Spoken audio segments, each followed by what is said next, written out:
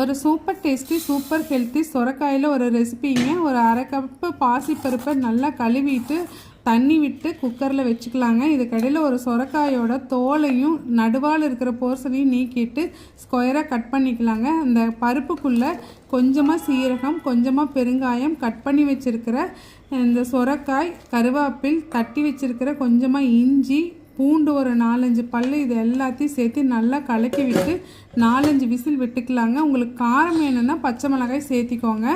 நல்லா ஸ்டீம் விட்டதுக்கப்புறமா உப்பு சேர்த்து நல்லா கலக்கிக்கலாங்க. அதுக்கப்புறமா தேங்காய் பால் ஒரு கப் அளவுக்கு சேர்த்து நல்லா கலக்கி விட்டிங்கன்னா ஒரு சூப்பர் டேஸ்டான இது ரெடி. நான் பெப்பர் சேர்த்திருக்கிற கொஞ்சம் காரத்துக்காகவும் டேஸ்ட்டுக்காகவும்.